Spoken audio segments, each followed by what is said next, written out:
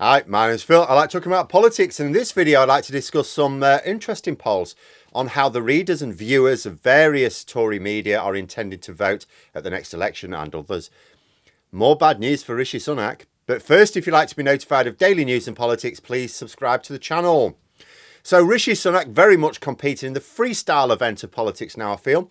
His insane moves in the last week, designed to wrong foot everyone, including his own party, mean that he has crossed the Rubicon in many ways. He's announced policies without making sure he's got public support or even support within his party. He's completely committed to this agent of change persona, which means he has effectively ruled out the autumn election next year. To leave it that late would destroy any semblance of strategy. So he needs to get some rapid wins. He needs to turn the polls around. Well, the first post-conference poll out in the blocks was from YouGov, and it was a bit of a mixed bag, I suppose, from Sunak's point of view. On the one hand, it gave Rishi Sunak a personal 3-point boost in terms of who would make the best Prime Minister. And you think, oh, well, that was a successful conference then. Unfortunately, it also gave Keir Starmer a 4-point boost, meaning that the effective approval gap between Starmer and Sunak has been extended. And during the Conservative conference week. You know, when Labour didn't say anything. What's going to happen when the news is focused on Labour, which it sort of is now? In terms of voting intention, no change. Labour remain exactly where they were, again, despite having pretty much had no news coverage over the last week. But the Conservatives remain exactly where they were as well, after the attention was entirely on them. That means for all the flashy headline-grabbing speeches, as well as Penny Mordaunt's, the Tories made not a single point of ground on Labour. But there's lots of political polling going on now because we're on the final lap of this Parliament. There was an interesting bit of polling of the readers of the Tory client media, as well as less obviously biased ones.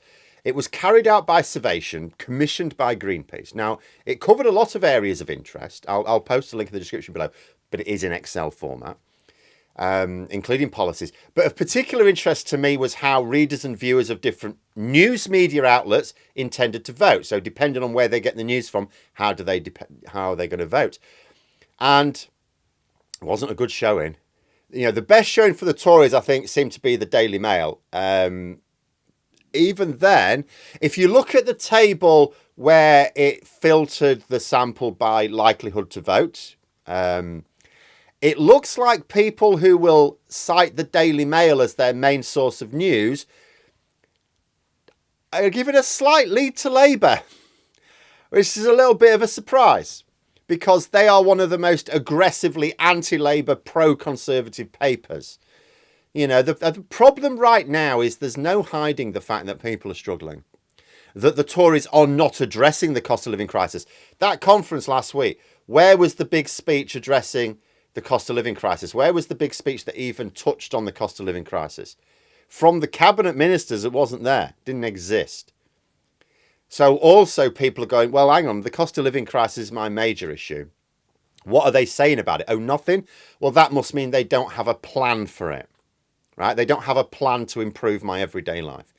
And, you know, the projection of that voting would be, I suppose, a very messy hung parliament. You know, if Daily Mail readers were in tune with the general population. So the Tories cannot win a majority, even if only Daily Mail readers were voting. Then we come to the Sun. People make a lot of the fact that the Sun backed Labour in 97. And it's like, well, you know, they didn't. They published a paper saying they did. It ignores the fact that they were campaigning aggressively against Labour in the run-up to that election. And when they were in government, you know, there was one front page, for example, that labelled Tony Blair as the most dangerous man in Britain. But as Murdoch himself said, he only backed Labour because they were going to win anyway. And he needs to give the appearance that he always backs the winner. It's sort of like, you know, if he's there trying to claim that he always wins and whoever he backs wins, he has to make sure he backs the winner. So it'll come as no surprise that the Sun will be pretending to back Labour at the next election, even though the news at the moment, if you look at the news at the moment, it's very, very anti-Labour. They're still trying. But come the election, they'll go, oh, right, it's probably we should back Labour because they're the best ones. And then they'll go to attacking them after the election as well.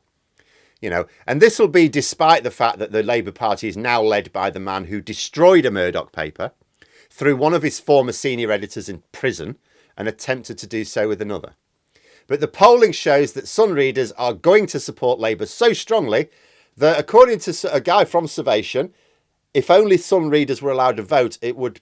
It's a terrible state of affairs.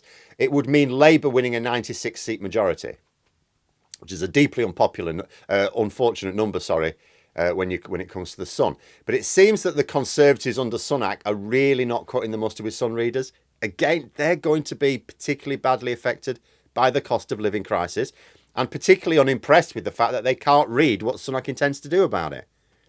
Then we've got the Telegraph. Now, this is generally considered the most credible of the Tory client print media. This is the paper which is technically a broadsheet, so it's considered a little bit intellectual, but it behaves like a tabloid. It aims to present fascist ideas as worthy of discussion.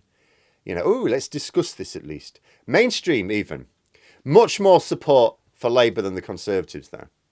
Again, like I often say, you can absolutely suck people into pointless ideological debates and culture wars. Of course you can, dead easy.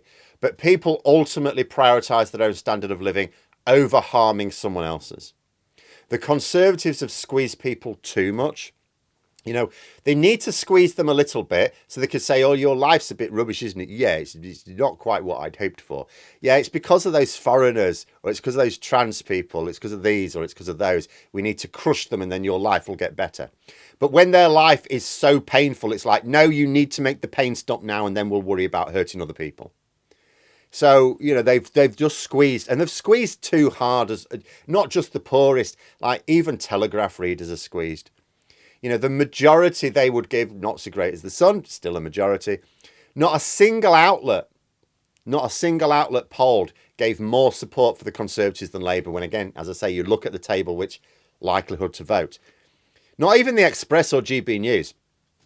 GB News pretty close, though. They were very close, much like the Daily Mail. In fact, you can see why so many Tories fawn over GB News. It had Labour support only slightly higher than for the Conservatives, less than 1%. Unsurprisingly, a disproportionately high level of support for Reform UK compared to the other outlets. Like other outlets going, oh, there's probably about 3% going to vote for Reform UK. GB News, oh no, there's like 16%. Actually, if GB News viewers were the only ones allowed to vote, you would get a very strange parliament out of it. But the point is that you look at all these media outlets, some being more objective than others, and plenty being unashamedly biased, one way or the other, but mostly towards the Conservatives.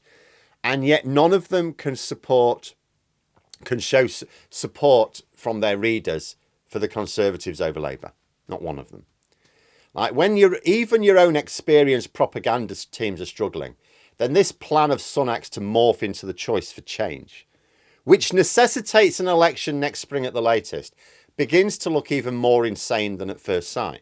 So, you know, when it comes to the media that is less obviously biased, the trend is even more pronounced, as you'd expect. The Gap is by far the largest for the Mirror. Of course, that is a pro-Labour outlet. Next would be The Guardian. It's not specifically pro-Labour. It does attack Labour at times. In fact, at any particular time, you will find an article attacking Labour, but it's not heavily attacking Labour, and it is most definitely anti-Tory. Then you've got the television media, which isn't allowed to be politically biased, although GB News get away with it somehow. Don't know how. Yeah. Oh, yeah, that's right. It's because GB News say that they're not a news station, and Ofcom agrees. This GB News that constantly compares its viewing figures with other news channels, and that creates itself, pays for its own news awards. That GB News apparently isn't a news outlet. All right, then. But in terms of the other like television media, they are next in terms of the difference, because they are not allowed to be blatantly biased. So people who mainly get their news outlets from the BBC, ITV, and especially Channel 4 really have no intention of returning a Conservative government. You know, the Conservatives used to be quite expert at using the media to their advantage, didn't they? I suppose it was never particularly challenging because most of the media outlets are quite happy to be used anyway.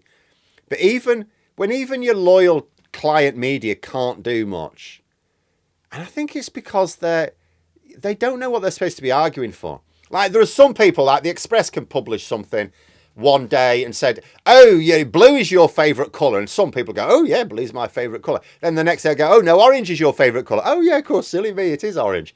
You know, but with a lot of people, you have to nudge them towards particular points of view. Slowly over time, nudge them. And if you think about some of the ideas that are now being discussed as mainstream, 10 years ago, it'd be abhorrent. You'd never get away with it. But they've just nudged people. They've nudged people's attitudes over time. But that requires a long-term strategy. Whereas now the Tory climate media don't know where they're supposed to be nudging people, because Sunak is going all over the place like a metronome. You know, a couple of weeks ago, they should have been arguing for levelling up and HS2 as the main driver of levelling up. Now it's like, oh no, HS2, it's a load of rubbish, we're not doing that. And so they don't know what to do. You know, the Tories want them to be in support of scrapping long-term projects, but still report that Sunak is making long-term decisions. That was their slogan. Oh, long-term decisions for a brighter future, whilst they were scrapping long-term decisions. There's just no material for the propaganda writers to work with. And I feel these results, they're not just a reflection of the excessive squeeze on people's standard of living, but I think also the chaotic way in which Sunak is running his government. It's chaos to rival anything which Johnson presided over. And if the Tory media are unable to persuade their readers and viewers to back the Conservatives because he's given them nothing to work with, then that means it's basically down to the Conservative Party to persuade people to vote for them. And you know what that means? That means it's all down to Greg Hands. Oh dear. But there we are. Those are my thoughts. Let me know yours in the comments below. I hope you found the video interesting. If you did, please click the like button. And if you'd like to support the channel further, the join button for memberships. And until next time, I'll see you later.